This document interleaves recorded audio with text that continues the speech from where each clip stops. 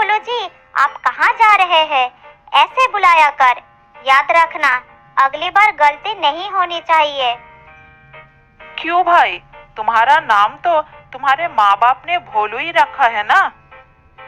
अरे भाई, नाम तो गुणों के अनुसार होना चाहिए ना। मैं होशियार हूँ, इसीलिए मेरा नाम होशियार भोलू ही होना चाहिए। तुम्हें ऐसा क्यों लगता है कि तुम ही होशियार हो और बाकी सारे बेवकूफ है? बताओ बताओ, क्यों लगता है? इसका तो पता नहीं, पर मुझे ऐसा अनुभव होता है कि मैं बहुत होशियार हूँ। अच्छा होशियार भोलू जी, अपना होशियारी का थोड़ा ख्याल रखना, क्योंकि जो ज्यादा होशियार है ना, वही दूसरे के हाथ मार खाते हैं। ये कहकर हंसते हंसते खरगोश वहाँ से निकल गया, लेकिन भोलू वहीं खड़ा होकर सोचने लगा। अगर मुझे सबसे होशियार भोलू कहलवाना है तो मुझे अपनी होशियारी के कुछ कारनामे दिखाने होंगे। फिर सब अपने आप मुझे होशियार भोलू कहकर बुलाएंगे। ठीक है, चलता हूँ, देखता हूँ पूरे जंगल में कहीं मुझे होशियारी दिखाने का मौका मिल जाए। ये कहकर भोलू अपनी अकड़ भरी चाल में इधर उधर देखते हुए आगे चलने लगा कि शायद कोई मौका मिल जाए। वो सोचते सोचते आगे बढ़ता गया। थोड़ी दूर जाने के बाद उसे मौका मिल ही गया। उसने देखा कि झोपड़ी के छत पर किसी पक्षी के 2 अंडे एक घोंसले में पड़े हैं। ये देखकर उसने सोचा, अरे ये क्या, किसी पक्षी ने अपने अंडों को इस तरह धूप में ही छोड़कर गया। इनके अंदर तो इनके बच्चे होंगे। इन्हें धूप में कितनी परेशानी होते होंगे। इन्हें छाए में रख देता हूँ और बाद में उस पक्षी से कहूँगा कि ये काम मैंने किया है, तो वो मेरी तारीफ तो करेंगे ही और सब वाह वाह कहेंगे। चल होशियार भोलू, तुझे अपनी होशियारी दिखाने का मौका मिल ही गया। ये कहकर भोलू झोपड़ी के छत पर चढ़ गया और घोंसले के पास जाकर अंडों को छूने ही वाला था, तब नीचे से एक बैल ने उसे देख लिया और वो जोर से चिल्लाया, अरे ये बेवकूफ चूहा, ये तो क्या कर रहा है? नीचे उतर, जल्दी से नीचे उतर। अरे बैल भैया, ये अंडे धूप में पड़े हैं ना, इसीलिए मैं इसे छाए में कर रहा हूँ। मैं अच्छा काम कर रहा हूँ, आप मुझे रोक क्यों रहे हो? अरे बेवकूफ, तुझे इतना भी नहीं पता कि कोई और उनके अंडों को छू ले तो उन्हें पता चल जाता है। फिर वो उन अंडों को शिकार नहीं करते, वो खुद ही नीचे गिराकर तोड़ देते हैं। अरे ये मैं क्या करने वाला था? माफ करना बैल भैया, मुझे पता नहीं था कि ऐसा हो सकता है। तुम अपनी फालतू होशियारी दिखाना बंद करो। तुम्हें कितनी बार समझाया है। अभी जाकर तुम्हारी माँ से तुम्हारी शिकायत करता हूँ। अरे नहीं नहीं बैल भैया, ऐसा मत करना। ये कहकर भोलू छत से उतरकर आगे बढ़ चला। चलते चलते वो थक कर एक जगह पर बैठ गया और सोचने लगा, अरे अच्छा हुआ बैल भैया ने बचा लिया। अगर वो समय पर नहीं आते तो ना जाने क्या हो जाता। कोई बात नहीं, गलती तो सबसे हो ही जाता है। इसका मतलब ये तो नहीं कि मैं होशियार नहीं हूँ। कोई ना कोई मौका तो मिल ही जाएगा होशियारी दिखाने का। ठीक है, चलता हूँ। ये कहकर भोलू फिर से होशियारी दिखाने का मौका तलाशने लगा। थोड़ी दूर जाकर उसने देखा कि 2 चिड़िया एक पेड़ के डाल पर तिनका लगा रहे हैं। भोलू उन्हें देखकर रुक गया और कहा, अरे मिल गया मौका, मिल गया। ये बेचारी चिड़िया पेड़ की डाली से तिनके हटा रही है ताकि पेड़ की खूबसूरती खराब ना हो और इन्हें डाल पर बैठने में दिक्कत ना हो। मुझे अभी उनकी मदद करनी चाहिए। ये सोचकर भोलू सीधा पेड़ के ऊपर चढ़ गया और एक झटकों में सारे तिनके नीचे गिरा दिया और सीना तान के खड़ा हो गया। देखा, कितनी आसानी से मैंने तुम्हारा काम कर दिया। तुम्हें तो पूरा दिन लग जाता। बेवकूफ कहीं के, ये क्या किया तूने? हमारा सारा मेहनत बर्बाद कर दिया। तुम्हारी इतनी मदद कर दी मैंने और कह रही हो सारा काम बर्बाद कर दिया। मदद या दुश्मनी? हम यहाँ घोंसला बनाने की कोशिश कर रहे थे और तूने हमारा सारा काम बिगाड़। हमने अभी जाकर तेरी मम्मी से तेरी शिकायत करती हूँ। ये कहकर दोनों पक्षी उड़ गए। डर के मारे भोलू के पसीने छूटने लगे। अरे, ये मैंने क्या कर दिया? फिर से गड़बड़ हो गई। भाग ले भोलू, जल्दी यहाँ से भाग ले।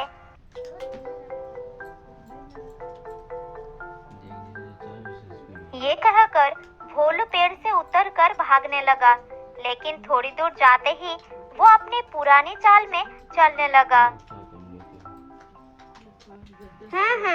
इतने घबराने की कोई बात नहीं है। कभी कभी कोई दिन खराब निकल ही जाता है, पर कोई बात नहीं। अभी तो पूरा दिन बाकी है होशियारी दिखाने का। कोई ना कोई मौका तो मैं ढूंढ ही लूंगा। भोलू फिर से उसी अकड़ में आगे की ओर बढ़ गया। वो अपनी होशियारी दिखाने के लिए तड़प रहा था। तभी आसमान में काले बादल छा गए और रिमझिम रिमझिम बारिश शुरू हो गई। बारिश में भीगना भोलू को अच्छा लगता था। वो बारिश में भीगते भीगते नाचने गाने लगा। तभी उसकी नजर खरगोश के बिल पर गया। फिर वो सोचने लगा, अरे वाह, मिल गया मौका होशियारी दिखाने का। बारिश का पानी खरगोश के बिल में जा रहा है। मैं बिल को बंद कर देता हूँ। अगर बिल में पानी भर गया तो बेचारे खरगोशों को दिक्कत होगी।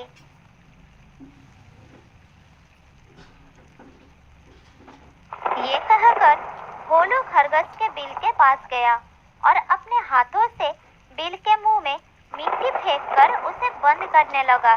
तभी बिल से दो खरगोश निकल आए। अरे ए बेवकूफ, ये क्या कर रहा है तू? हमारा बिल बंद कर देगा तो हमें हवा कहाँ से मिलेगी? इसे जरूर हमारे किसी दुश्मन ने भेजा है जो हमें मरवाना चाहते हैं। अरे पकड़कर मारो इसको, हमें मारना चाहता है। अरे ये क्या हुआ? फिर से फंस गया मैं। भलाई का तो जमाना ही नहीं रहा। भागो! ये कहकर चूहा दौड़ने लगा और दोनों खरगोश भी उसे मारने के लिए उसके पीछे भागे। बड़ी मुश्किल से भोलू अपनी जान बचाई और एक जगह रुककर जोर जोर से सांस लेने लगा। अरे बाप रे बाप, बारिश भी तेज हो रही है और मेरे पीछे इतने सारे जंगल के प्राणी पड़े हैं। किसी तरह जान तो बचा लिया, लेकिन मैं अब घर कैसे जाऊंगा? चारों तरफ पानी ही पानी। तभी एक बतख उसके सामने आई और उससे कहने लगी, अरे भोलू, इधर क्या कर रहे हो? घर नहीं जाओगे क्या? कैसे जाऊं घर? चारों तरफ तो पानी भर गया है, इसीलिए बैठा हूँ। ठीक है, एक काम करो, तुम मेरी पीठ पर बैठ जाओ, मैं तुम्हें तुम्हारे घर तक छोड़ दूंगी।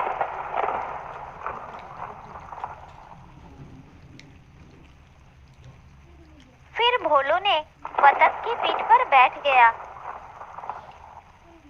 बतख तैरती हुई भोलू के घर की तरफ चलने लगी। भोलू के घर के पास पहुंचकर बतख बोली, लो भोलू, तुम्हारा घर आ गया। संभल कर जाना, जंगल के बहुत सारे जानवरों ने तुम्हारी शिकायत की है। तुम्हारे मम्मी गुस्से में है। क्या? मेरी मम्मी गुस्से में है? तुमने पहले क्यों नहीं बताए? मैं घर आता ही नहीं। मैं कोई बेवकूफ थोड़ी ही हूँ तुम्हारी तरह। अंदर जाओ और देखो आज तुम्हारी नसीब में क्या है। मैं चलती हूँ।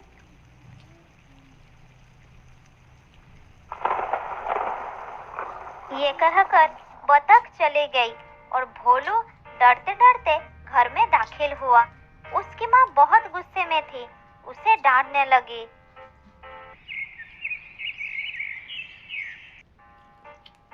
अगली सुबह भोलू को शेर खान के दरबार में पेश किया गया। सभी की शिकायतें सुनने के बाद शेर खान बोले,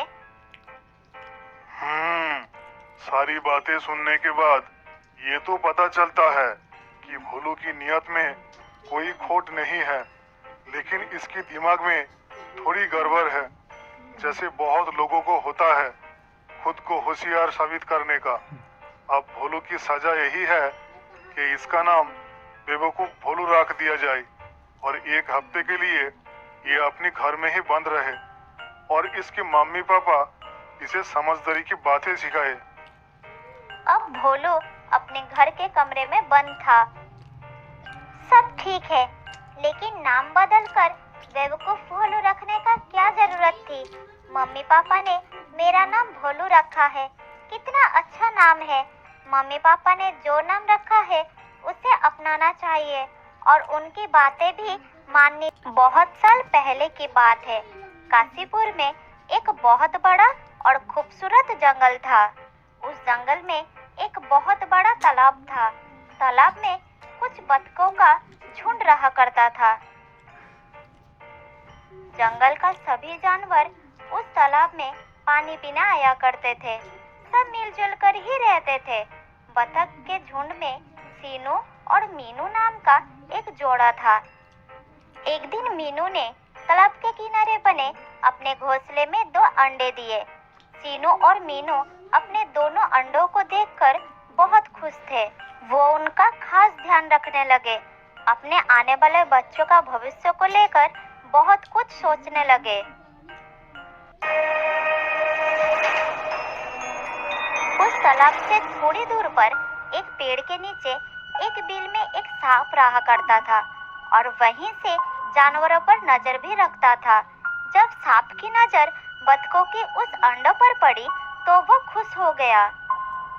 अरे वाह, कितने बड़े बड़े और ताजे अंडे हैं। अगर इनको खाने का मौका मिल जाए तो मजा ही आ जाएगा। बस ये दोनों एक बार यहाँ से चले जाए तो मैं मौके का फायदा उठाकर अंडे को खा लूंगा। धीरे धीरे शाम हो गई।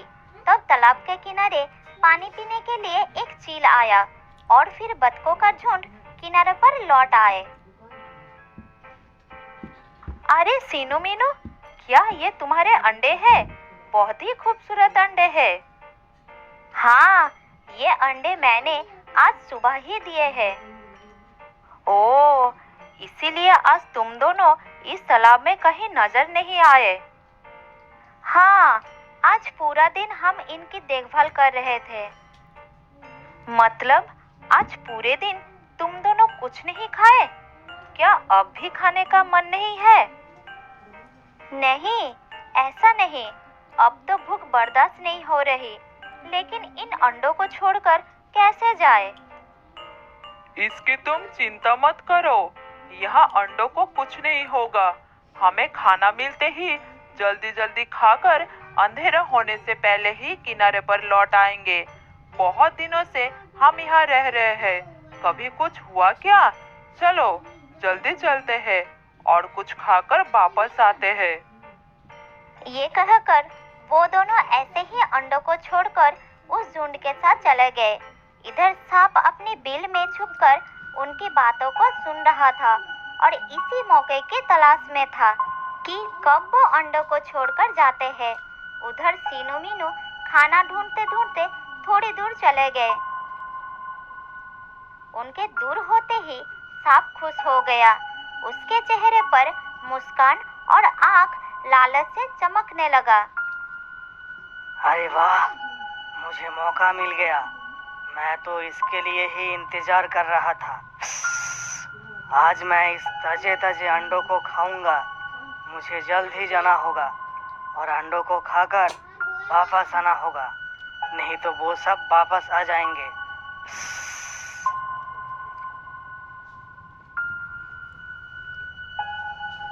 ये कहकर सांप उन अंडों के पास पहुंचा। अरे वाह, कितना ताजा और स्वादिष्ट अंडा है। आज तो लॉटरी लग गई यार। ये कहकर दुष्ट सांप ने एक एक करके दोनों अंडों को निगल गया।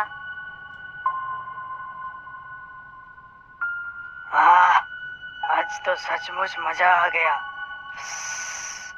अब मैं आराम से अपनी बिल में जाकर सो जाता हूँ, वरना किसी ने देख लिया तो कल का इंतजाम नहीं हो पाएगा।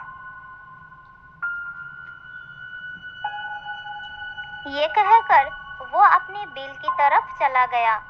इधर कुछ देर बाद ही सीनू और मीनू खाना खाकर वापस आए। जब दोनों अपने घोंसले के पास आए तब घोंसले को खाली देखकर चौंक गए। अरे, हमारे अंडे कहाँ गए? कुछ देर पहले ही तो हम यहाँ रख कर गए थे। उन्हें तो हमारे झुंड के अलावा किसी ने देखा भी नहीं था और हम सब तो एक साथ ही थे। फिर उन्हें यहाँ से कौन ले गया? मुझे तो कुछ समझ में नहीं आ रहा, ऐसा कैसे हो सकता है? मैं कुछ नहीं सुनना चाहती। तुम मेरे अंडे ला कर दो। तुम्ही ने तो कहा था कि यहाँ पर कुछ नहीं होगा। तुम रो मत मीनू, मुझे भी बहुत दुख हो रहा है। तुम चुप करो, मैं कुछ करता हूँ।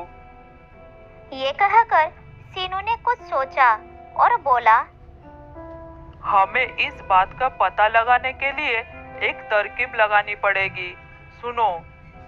फिर सीनू ने मीनू को एक तरकीब बताया।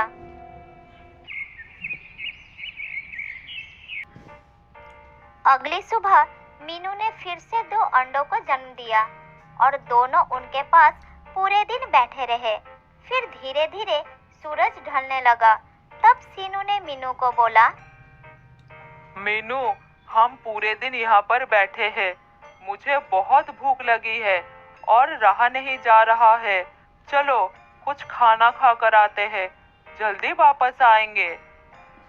लेकिन इन अंडों को अकेले कैसे छोड़कर हम जाए? कहीं कल की तरह इन्हें कोई ले गया तो? नहीं नहीं, मैं नहीं जाऊंगी। ठीक है, तुम रुको, मैं आता हूँ। ये कहकर सीनू अपने मुंह में थोड़ी सी घास दबाकर लाया और उस घास से अपने अंडों को पूरी तरह से ढक दिया। ये देखो, अब इन अंडों को कोई नहीं देख सकता। अब हम इन अंडों को छोड़कर निश्चिंत होकर जा सकते हैं। ये देखकर मीनू भी खुश हो गई और दोनों निश्चिंत होकर वहां से तालाब में चले गए।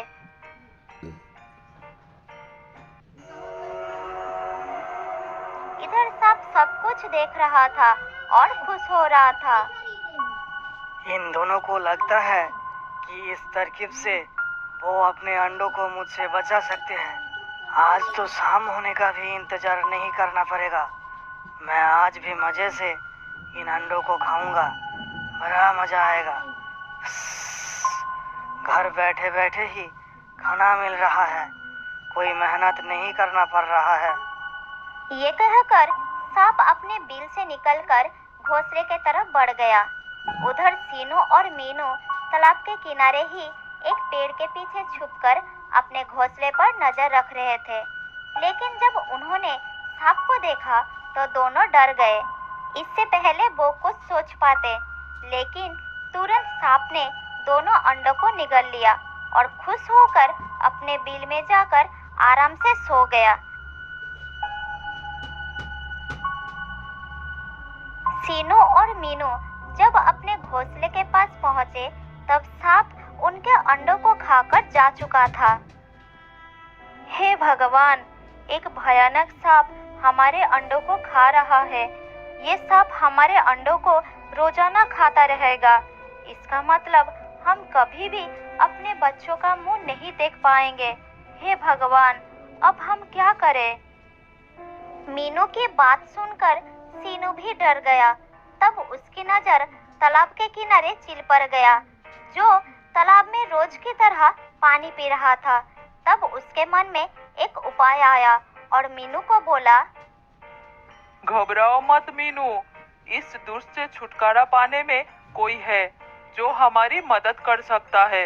वो देखो, हम उनसे मदद मांगेंगे। लेकिन वो हमारी मदद ना करे तो फिर हम क्या करेंगे? फिर भी हम कोशिश तो करें, उसके बाद जो होगा देखा जाएगा। ये कहकर सीनू चील को पुकारने लगा। प्यारे चील, क्या तुम हमारी आवाज सुन सकती हो? हाँ हाँ, क्यों नहीं, बोलो क्या हुआ, क्या कोई परेशानी है? हाँ हाँ चील बहन, हम दोनों बहुत परेशानी में है।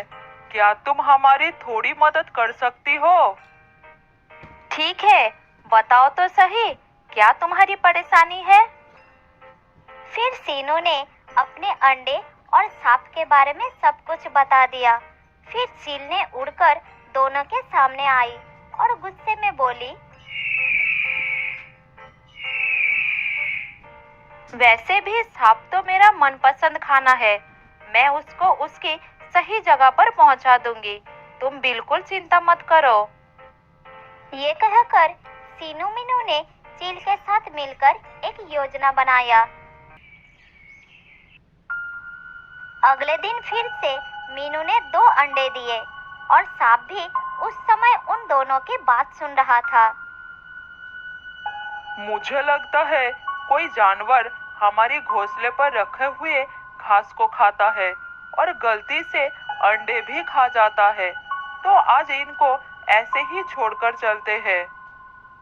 उसकी बात सुनकर सांप हंसने लगा और बोला, चाहे ढक कर जाओ या फिर खुला रख कर जाओ, जाएंगे तो ये मेरे पेट में ही। फिर दोनों उन अंडों को ऐसे ही छोड़कर चले गए और उसी पेड़ के पीछे छिप गए जहां पिछले दिन छिपे थे। उनकी योजना के मुताबिक पास के ही एक पेड़ की डाली पर चील छिपे हुए बैठी थी। आज तो सुबह सुबह ही मेरा नसीब खुल गया, मैं आ रहा हूँ मेरे स्वादिष्ट अंडों। ये कहकर सांप अंडों की तरफ चला गया। जब वो अंडों के बिल्कुल करीब पहुंचा, तब चील पेड़ से सीधे उसके तरफ बढ़ गई। सांप ने जैसे ही अंडों को खाने के लिए अपना मुंह खोला, तब चील ने उसको झपट लिया। चील ने सांप की गर्दन अपनी चोंच में दबा ली और उसको आसमान में लेकर उड़ चली। अरे छोड़ो मुझे, छोड़ो, ये चील कहाँ से आ गई? बचाओ, बचाओ, छोड़ दो मुझे, मैंने तुम्हारा क्या बिगाड़ा है? सांप की बात सुनकर भी चील ने उसकी बात की कोई जवाब नहीं दी। काफी देर उड़ने के बाद वो एक पहाड़ पर जाकर रुकी। वहाँ और 2 चील उसका इंतजार कर रहे थे। फिर तीनों ने मिलकर दुष्ट सांप को अपनी जगह पर पहुंचा दी। उधर सीनू और मीनू अपनी अंडों को सुरक्षित देखकर बहुत खुश हुए और मन ही मन चील को धन्यवाद देने लगे। कुछ दिन बाद उन अंडों से छोटे